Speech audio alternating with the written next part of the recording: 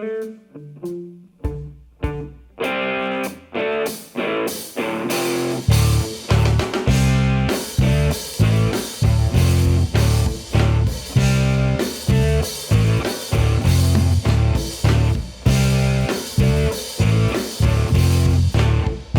Nagata, Jeff Gonolito, Corntassel, Dagwadoa, Shalagi, Etli, Agwenasai. So hello, everyone. My name is Jeff Corntassel. I'm from Cherokee Nation. I'm coming to you from unceded Lekwungen and Wasanich territories. And really pleased to have Gerry Ambers here today on Frontlines Are Everywhere, our podcast that looks at Indigenous self-determination and Indigenous internationalism throughout Turtle Island and beyond.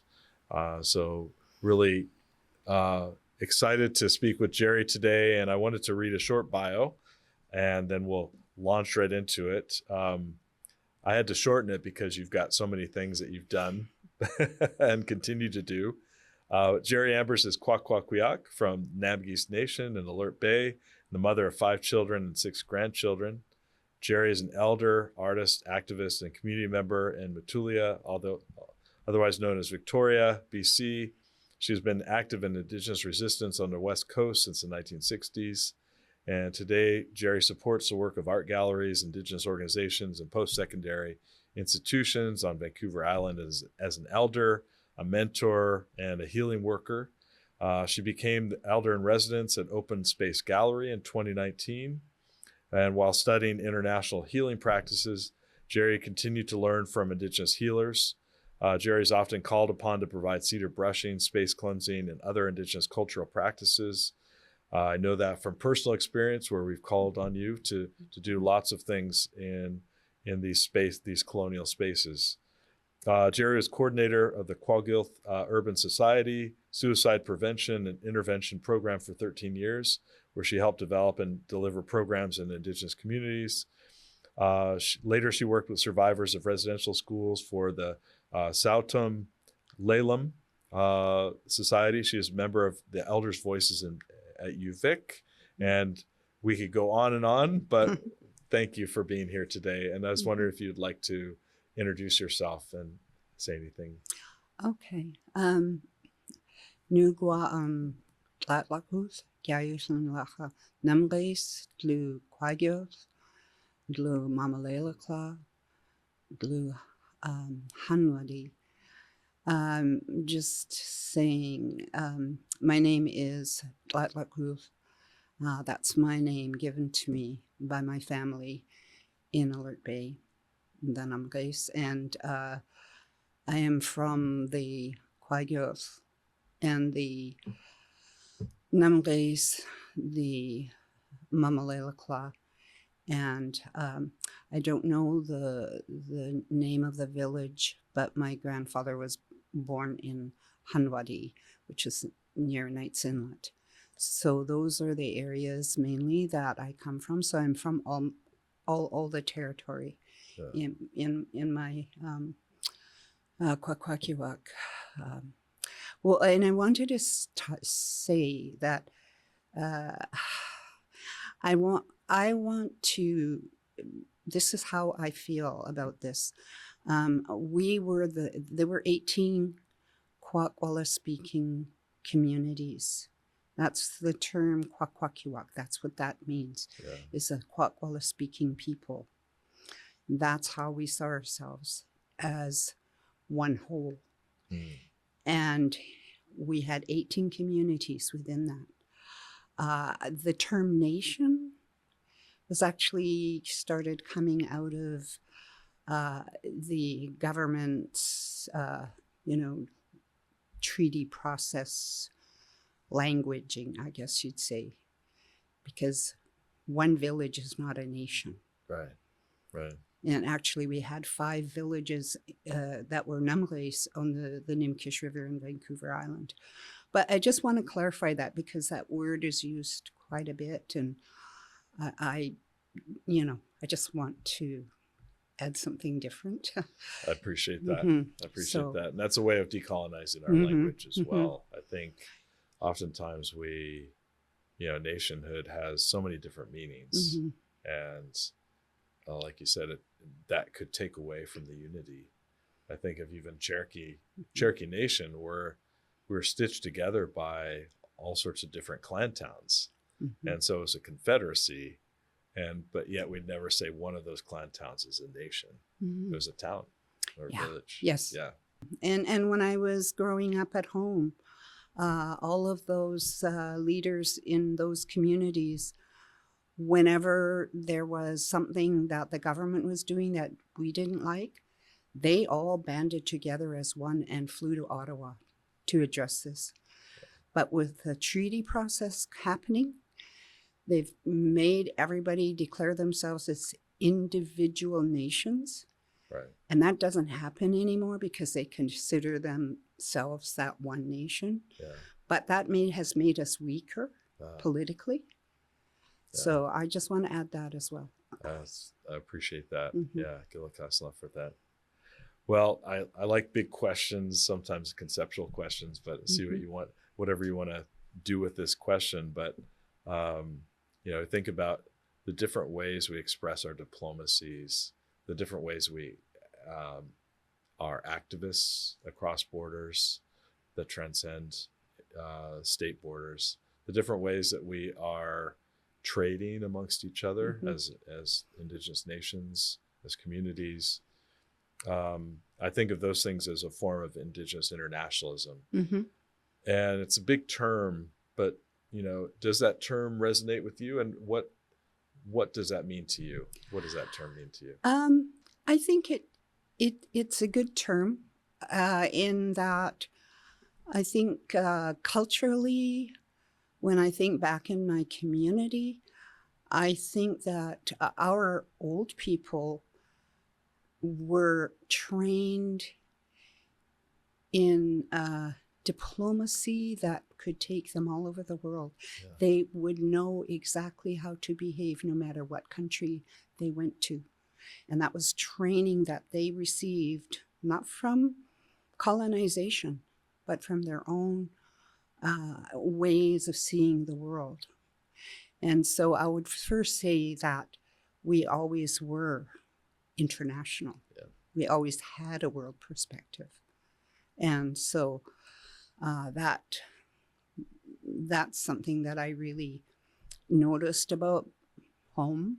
And that is what has led us to be able actually to become one with other tribal people, developing good relations and maintaining them, setting up our trade routes, in our territory where my grandfather was born. We had a trading route to the prairies, and they would travel over from the prairies to trade with us with what we had.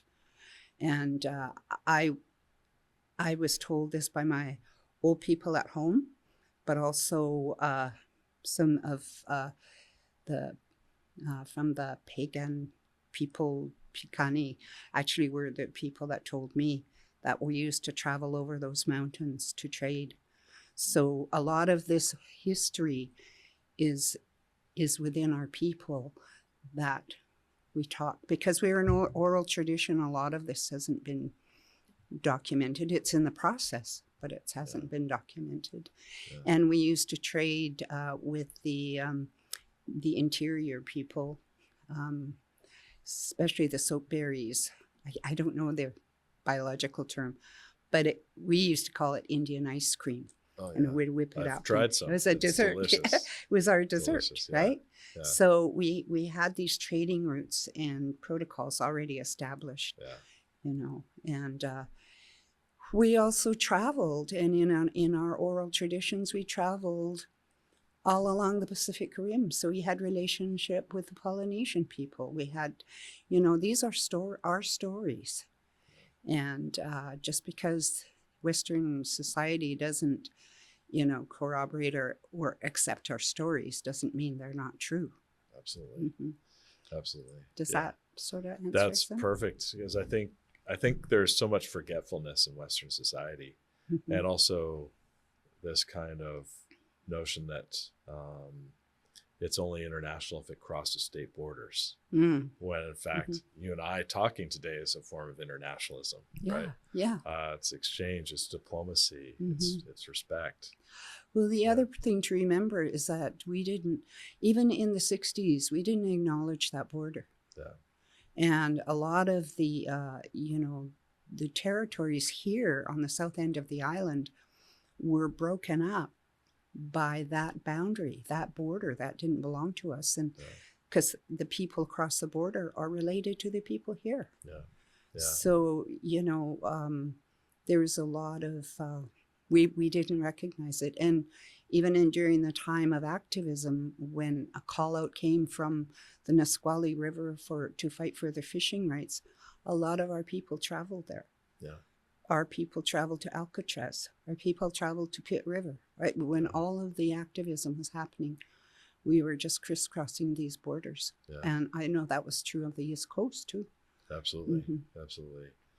And, there are times where these border restrictions can be really harsh or repressive against Indigenous peoples. Did you find during that time that it was that people were being held up at those colonial borders? Or it was kind of a good time for us in a way, because a lot of our Indigenous people from Canada would travel down to the US to pick hops, pick berries. We did a lot of that, picking apples in the orchards. So because of their narrow idea of what we did, we could just say, oh, we're going to pick apples in Wenatchee. Perfect. And they're like, oh, yeah. Yeah. Go ahead. So if you said you were going to something that they could relate to, today it's probably, oh, I'm going to the casino in Tulalip. They're like, yeah, okay. Yeah. Telling secrets here, but we can edit this out. No, it's okay. So so their own stereotypes it works for us sometimes. Absolutely. They think, oh, they're just going to do this one thing that's harmless to us. Put that in quotes. Excellent. Who are some of the people that you have been inspired by, and or even non-humans that you've been inspired by over your time? And I think of you as a very inspiring person to a lot of us. And so who are the people that have really, that you would hold up? I would have to say, no doubt in my mind, that my paternal grandparents laid the foundation for who I am. And why I say that is, like, my grandfather ran away from residential school when he was about 9, and managed to stay out of residential school. And my grandmother, who he married, was taken to residential school, and her grandfather went on a hunger fast outside of the residential school. Wow. He was not going to leave without her. And so they didn't want this old Indian guy dying on the doorstep, so they just let her go. So I had 2 grandparents who actually made it very clear they had no use for the colonial rule. And that was my foundation. So powerful. And one of the things that I think that I survived, because it was extremely racist when I was a kid, my grandfather used to get these Life magazines, because he had rudimentary English, and then he just honed his learning. He loved to learn, and he taught himself more of the language. And I remember him looking at these pictures of war and the racism, because it was a lot of, it was the civil rights movement at the time, struggles, the racism that was happening. And he would just shake his head and basically said, these white people are crazy. And he was serious. And I think that it really saved me a lot, because when people were racist against me and did those kinds of things, I was like, yeah, Grandpa said that these people were crazy. Yeah. And that's how I viewed them, to be really honest with you. Yeah. Crazy and unwell. Well, yeah. Yeah. Yeah. Yeah. What out for that, Gilakasla. Well, a big part of your life was really, helping to form the Native Alliance for Red Power, Mm-hmm. and in the 1960s. And I was wondering if you could talk a little bit about the formation of this group. And, Okay. I think technically it was started in 1967, but it was probably the groundwork was laid long before then. In grade 12, I was in the Port Alberni Residential School. And in the same residential school was a young woman named Sarah Bevan. And Sarah, for whatever reason, knew how to organize people, knew how to write a petition, knew how to make things happen. And she was my friend. We did a lot of resistance in residential schools. She taught me. And we actually got our demands met through that her leadership. Wow. That set the tone for the next year when I went to Vancouver to go to Vancouver City College, which is called Langara now. And I went to the Friendship Center a lot. And I met some people that were very politically aware. And Ray Bob was one of them. Ray Bob was a follower of Trotsky. And I met a friend of my cousin Gilbert's, Gordy Larkin, who was a member of the Progressive Workers Movement. And through conversations at the Friendship Center, and then Henry Jack, who was going to, Simon Fraser at the time was from Hope, BC, and Dave Hanyus, Tony Antoine. And we sort of formed this little group that we would have these conversations and about who we were, what was happening to our people.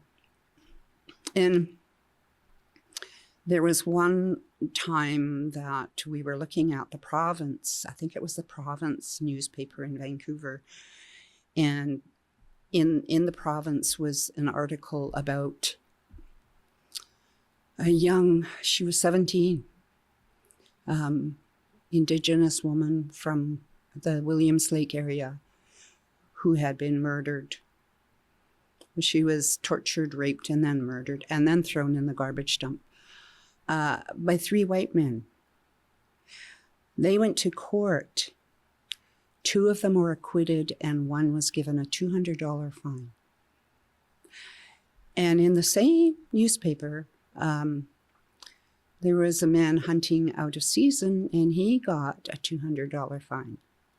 So we thought, well, if our lives are only worth $200, we better do something about it. We had, that was how it started. But like I said, the conversations happened, long before the actual formation of the Native Alliance for Red Power.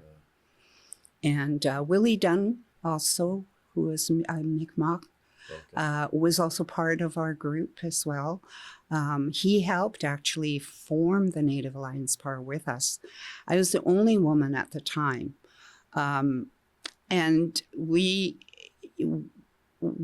had to have a name so that we could start working in the communities, right? Right. Mm-hmm. So that was why we formed the Native Alliance for Red Power, because we wanted to do something about, murder, yes, and all of the other issues. Yeah. That was the spearhead of that. Wow. Mm-hmm. What was it like being the only woman in the group? Was it a challenge, or was it? No. they were the worst of times in terms of the racism. We were just coming out of apartheid. I mean, there were still places up north where Indians were not allowed. There were signs, no Indians allowed. You know, and then it started changing, because that's around the time of Martin Luther King, Malcolm X, you know, so there was great change at the time as well, upheavals. But we were just coming out of that. So the hatred toward us was very visible in the cities. And so it was, and our people were afraid, because they all it was open season on us. And I say to people, you know, it took me a lot of healing work to not get afraid when I saw more than one white man walking towards me. I would literally look for a place to try to get away. And I never connected. It was just like something normal that we all did. And we all knew that nobody was going to save us if we got attacked. And that was the reality at the time, you know. So what we were doing today doesn't seem like a big deal, but nobody was protesting in those days. Yeah. And our first protest was against a residential school at the Blue Boy Hotel in Vancouver, when there was a residential school administrators conference. And there were only 5 of us, and I was the only woman. The group of men were still in the place where we were all in this together. So whoever had leadership skills was just accepted. And I never felt...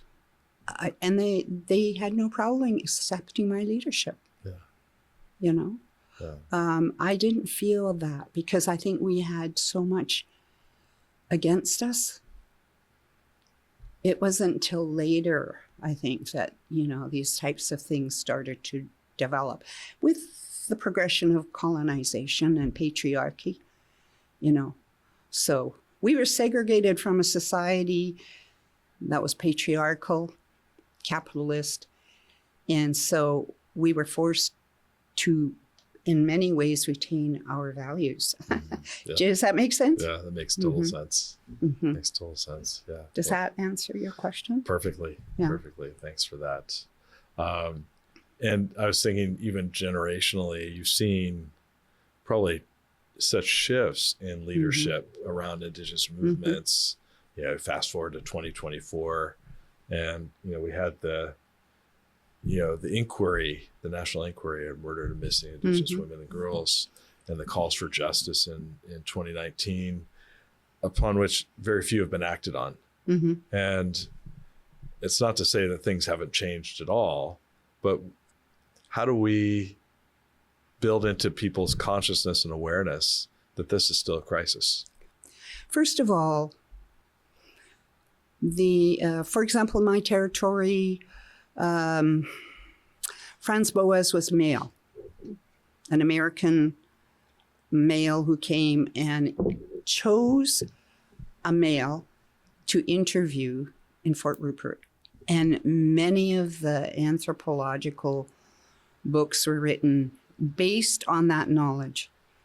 He didn't go to the women. Yeah. So large gaps of knowledge were totally ignored. And because he came from a different system, he reinterpreted also what was being said, because he didn't understand the system that we were living by. So he had to fit it into his understanding. So that's the first thing. And then residential school and the churches. The Christian ideology is the man is the head of the house. God is a male. And So the women's knowledge, again, was undermined. So it's been a progression of, taking away the knowledge of the women in the communities, because the women actually were the educators. Yeah. So then, contemporary, more times, we have laws now. So a white woman can marry an Indigenous man and then be declared Indigenous. And a woman who marries a white man loses her status. And she may be 100% Indigenous, but now she's deemed to be a white woman. That's the next stage. Yeah. Because the government recognized the power of the women, and they needed to get rid of her. The other level was, so all the women that lost their status, who were totally Indigenous, were now homeless. They couldn't stay on the reserve. They had no longer any place there. So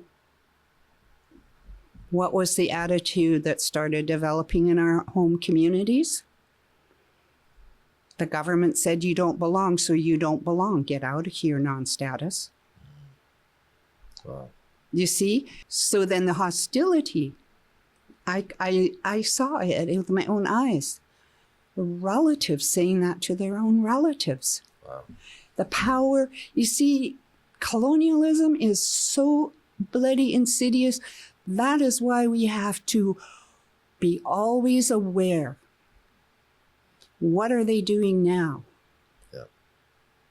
And how is it affecting our minds? It's a shapeshifter, They are always figuring out how to get us to do to each other what they've done.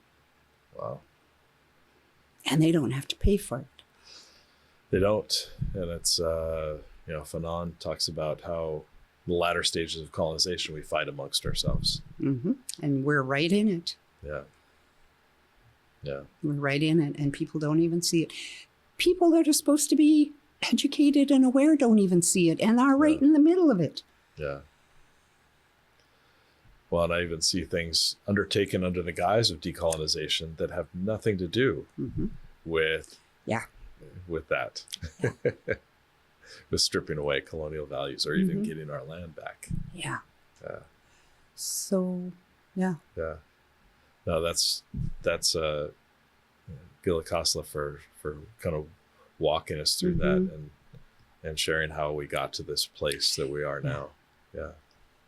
And that's what we have to deal with. And these things are what we need to teach and become aware of.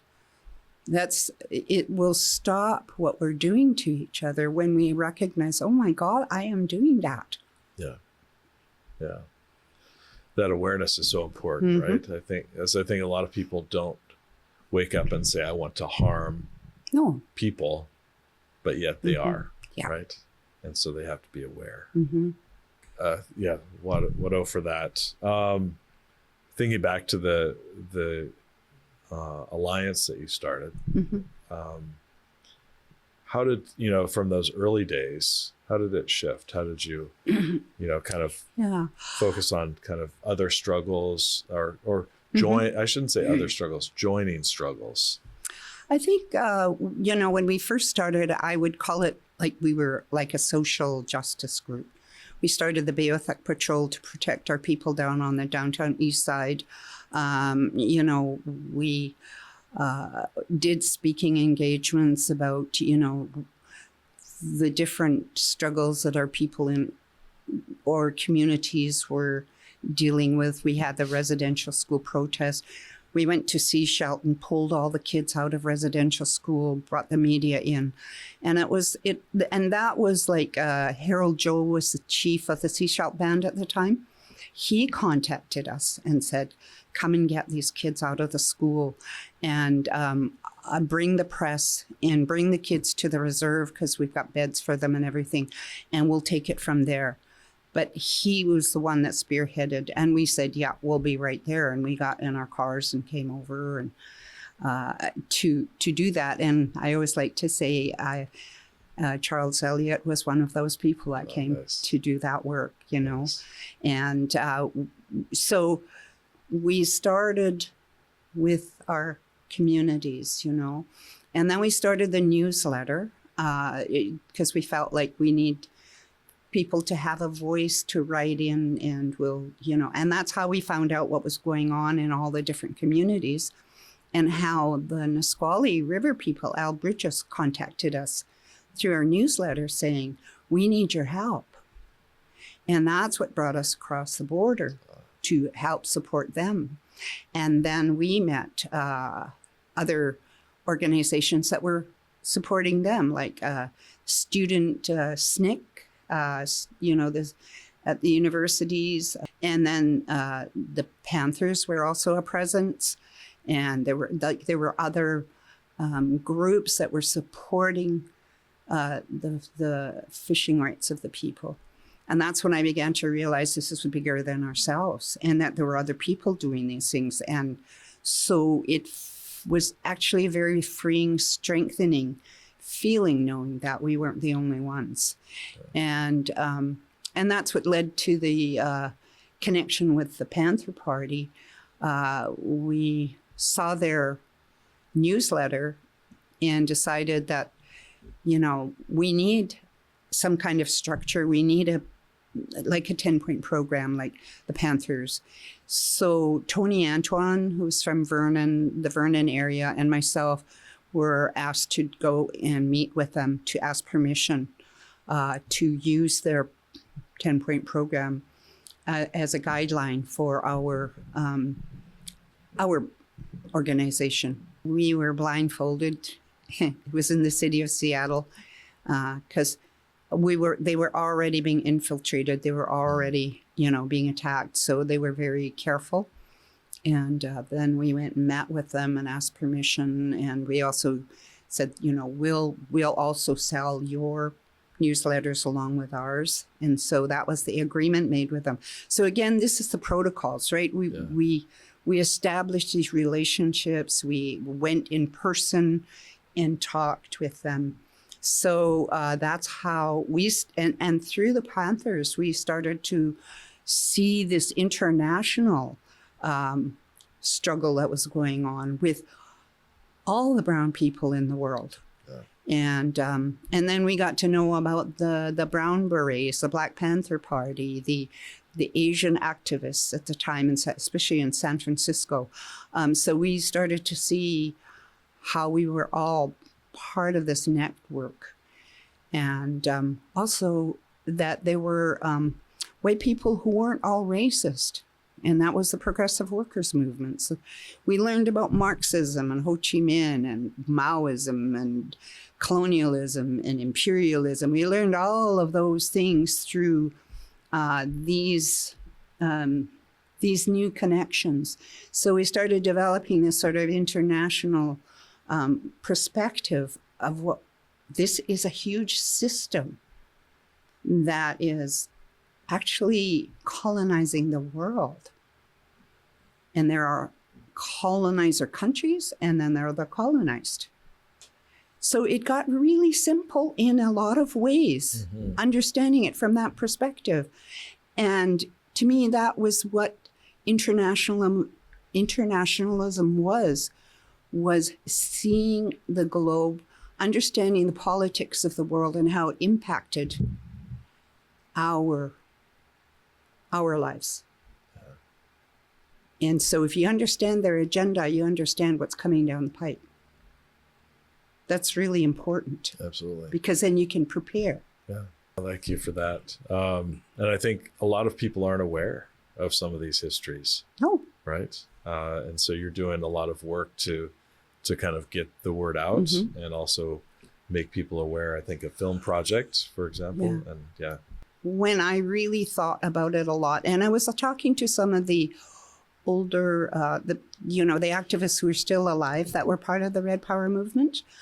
And when the youth protested at the ledge, I began to realize that they had no idea that anybody had been fighting before them.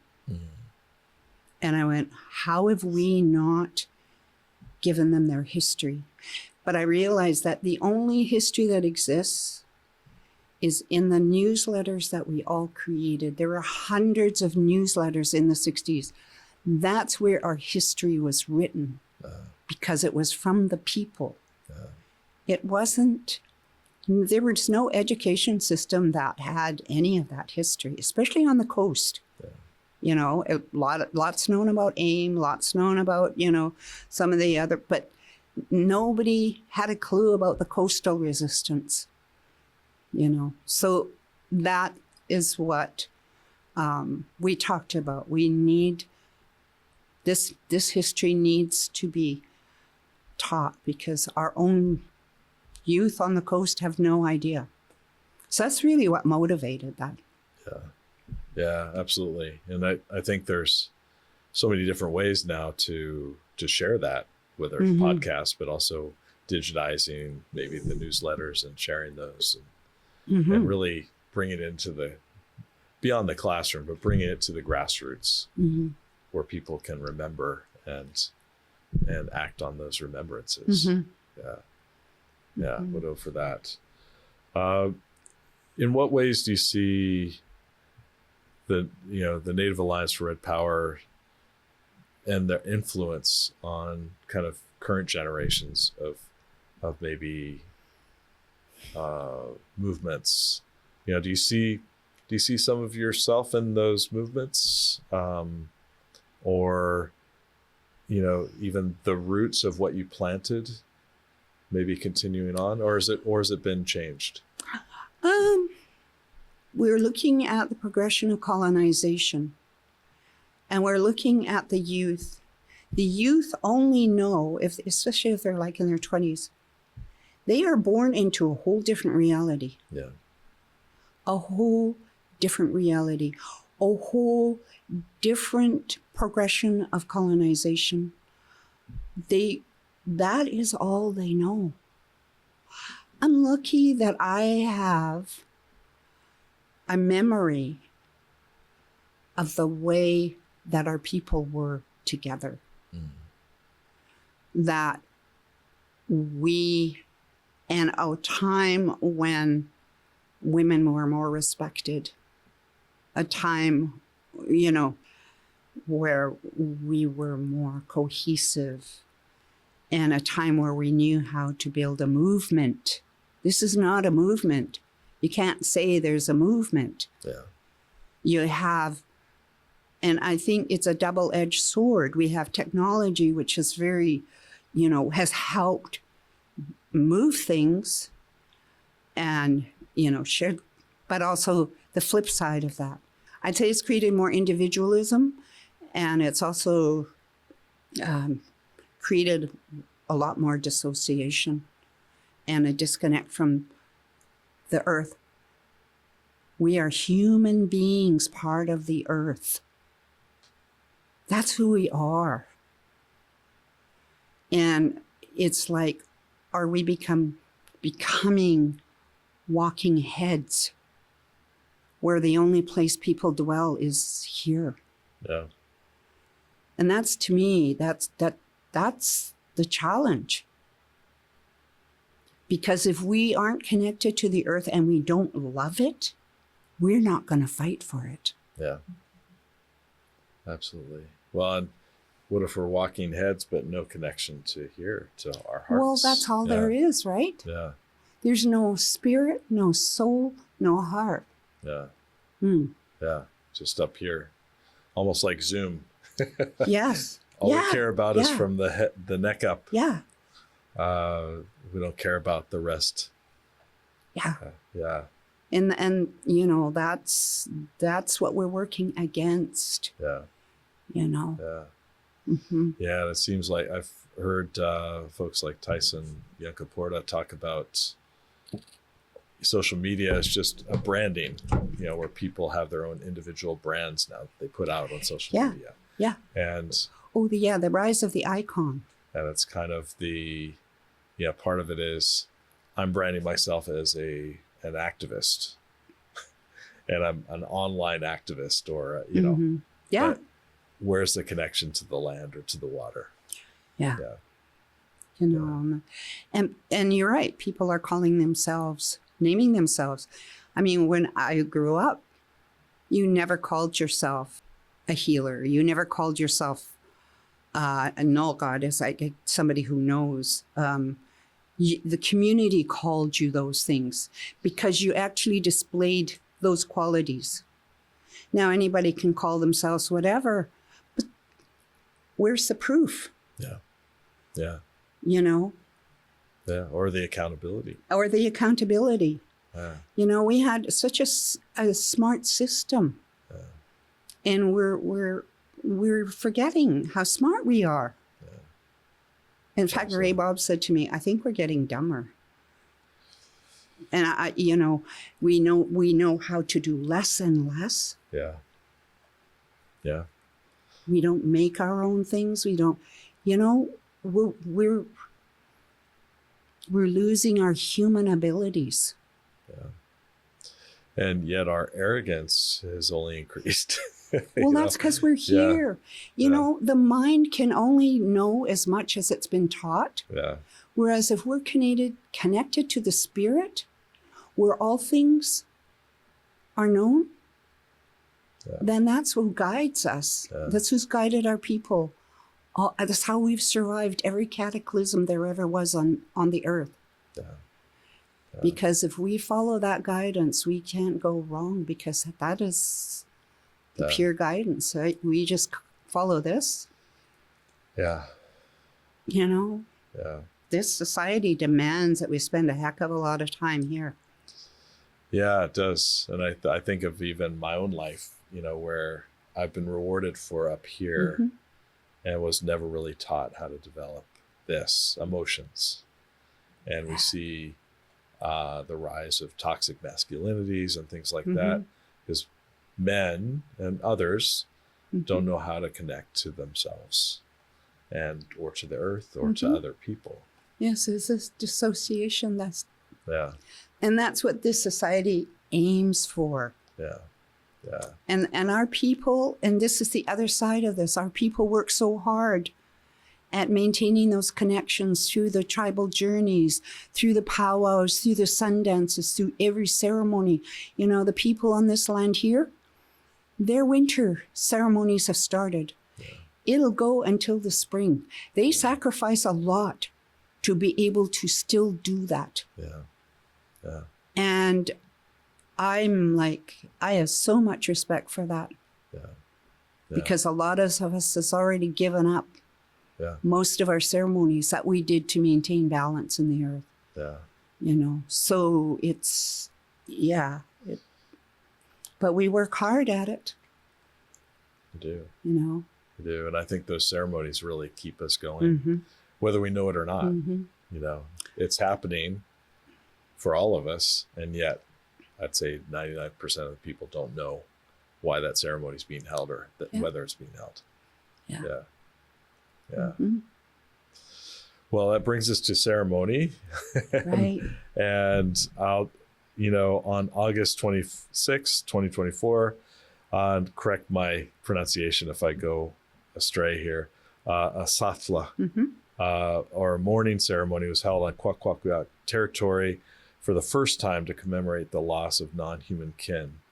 And Indigenous and non-Indigenous peoples were invited to gather on a clear cut at South Fort Rupert, otherwise known as Fort Rupert, British Columbia, to mourn the destruction of cedar trees in the forest on Kwakwaka'wakw territory.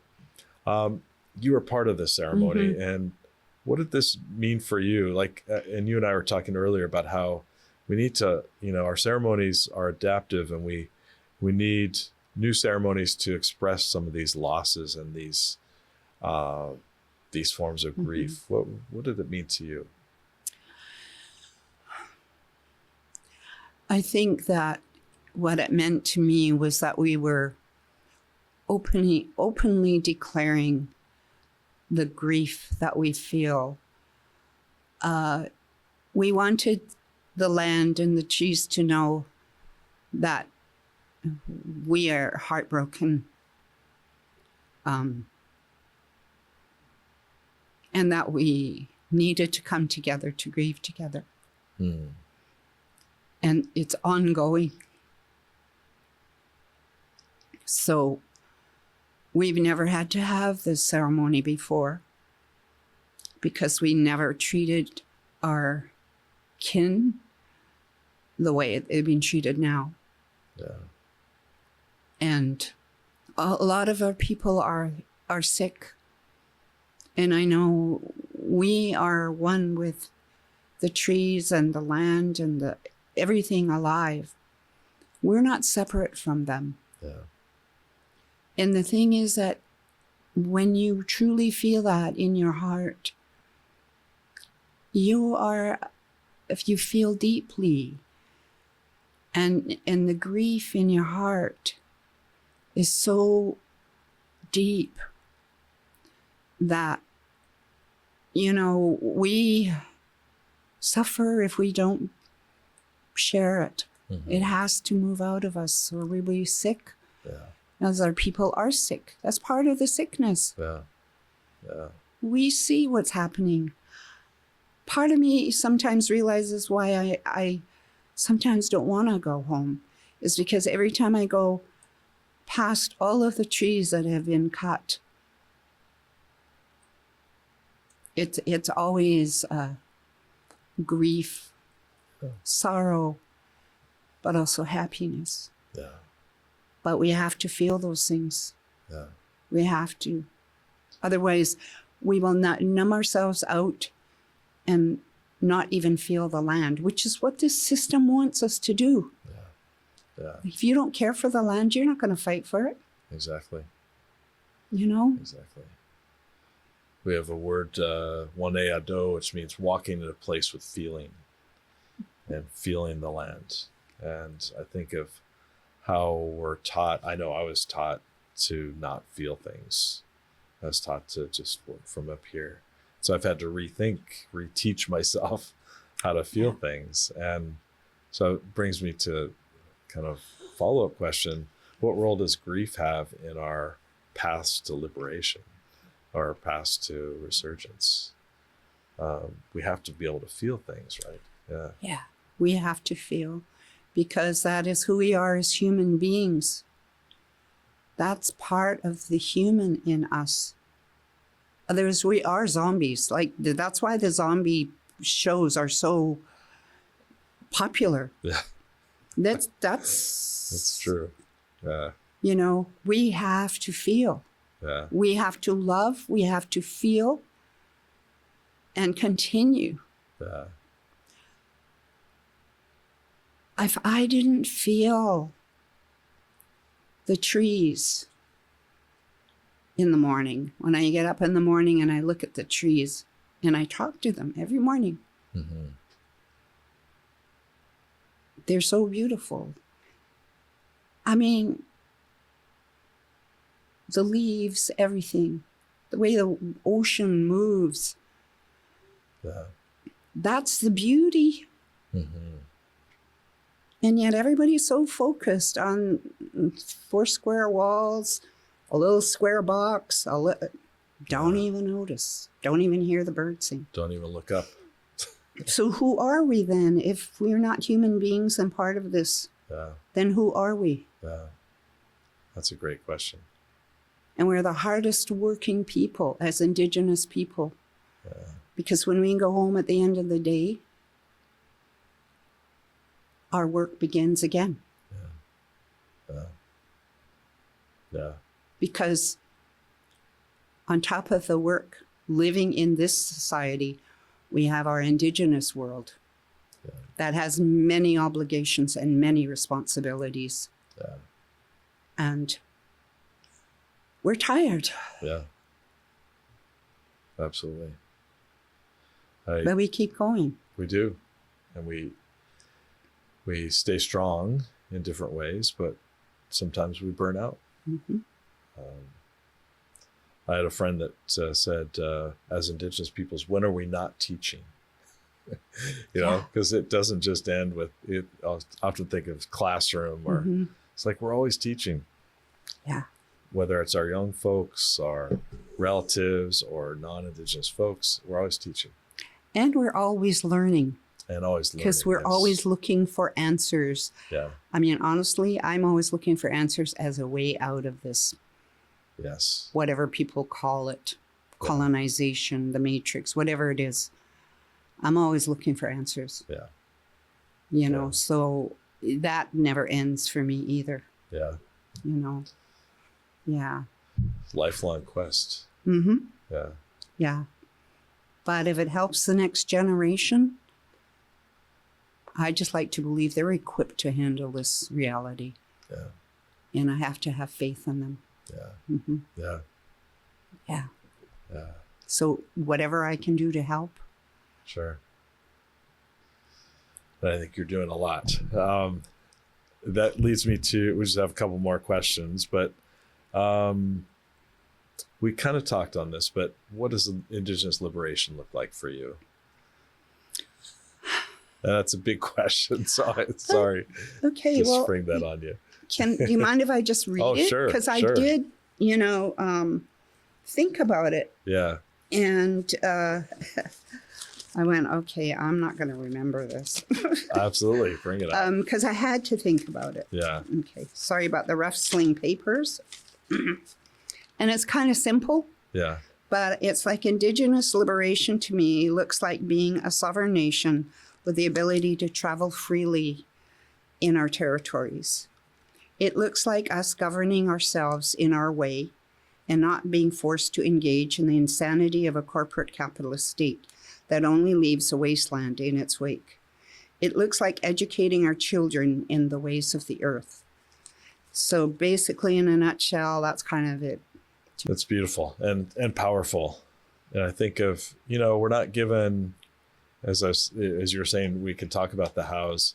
We're not given enough space sometimes to also vision and think about what this looks like. It's often spent just surviving or keeping your head down and looking at these little devices, and we get distracted, or we're not allowed to dream. Yeah. Well, this society also makes sure you don't have the time to dream. Yeah. Look at the workload you have, and it intensifies every year. Yeah. If that isn't slavery, I don't know what is. Yeah. And that's for everybody. Yeah. Absolutely. So, you know. Gila Kasla for that. Just two more questions. What are some current projects you're working on that you want to talk about? I have to write that down too, because I won't remember. Feel free. Yeah. Just... I was involved in the Woven In art show that was in the Victoria Art Gallery a couple of years ago. Okay. And this is sort of the third phase. So we'll be going up to, I think, the Northwest Territories to do, work together and creating, I think it's the written part of the show. Wonderful. So, and the show is mainly about activism, women, and media. So this is going to be the third phase of that. So that's happening, I think, in the spring. And I'm also part of the Global PAX Collective, which is an Indigenous art collective and international. So we'll be working with, connecting with I think we're going to Mexico and connecting. And again, it's also sharing knowledge about art, activism, and and I think that's in the fall. And also the offshoot of the Tidelines gathering that we had and the art show at Open Space. I'm just currently very slowly, but putting together a publication of photographs, articles, and from the Tideline. So there'll be an actual publication, and also interviewing some of the activists who are still alive, and that's coming, but it's been a very slow process So those are the three main things I'm working on right now, and they're all art related, but it's like the form of activism. They're they're sort of intertwined. Yeah. Which art and activism always has been intertwined. Even in our activism days, it was the artists who created posters and T-shirts and beadwork for us to get from one place to another, and so Absolutely. Mm-hmm. Well, a lot going on, and I'm excited to hear about it, and Mm-hmm. any way we can support the good work that you're doing. Thank you. Last question. I didn't really ask you what the Frontlines are for you. The tribal journeys, like our people ceremony coming together. Yeah. Definitely the people occupying, like Wet'suwet'en, and doing their educationals. Like there is a lot of different activities and in different places. Yeah. So I think that's the front lines for me, is that, everyone is doing their part in whatever way that the revitalization of language, because our concepts and our way of seeing the world is knitted into our language. Yeah. And to me, the English language, especially what we're using today, there are so many concepts that it cannot grasp fully. Yes. And that's why the language is so important. Mm-hmm. Poverty of the English language. And it's utilitarian. It was made for commerce. Yeah, absolutely. Mostly, Wasn't made for relational responsibilities. Mm-hmm. No. So it's not the same. See, our language has one word has many meanings. Yeah. And the English language, you need many words to describe one thing. Yes. See how opposite it is? Yeah, it's total opposite. Yeah. So absolutely. Because I think, we just write more to express something that could be said in one or two words. Mm-hmm. And they're usually not action. It's usually passive, right? So they're not action words like in our language. Yeah. Are verb based. Mm-hmm. Mm-hmm. Like I am happy. Well, it's different in our language. I'm expressing happiness. I'm choosing to be happy. Like all these things. Well, I mean, it's just like our word "olayu." It's a word we use about our children, and the word means our reason for living. And you think about a society that is the reason for their living. So when they took away our children, they took away our reason for living, and that's when the addictions absolutely just went rampant. Wow. And I remember as a little kid, Granny Aho, who was actually my mom's great aunt, but when she saw me coming down the road when I was a little kid, and she's had this, she was very expressive, and she was like, "Oh, what lie you?" And it was like, I was like the sun that rose in her world, and she was like that to all her,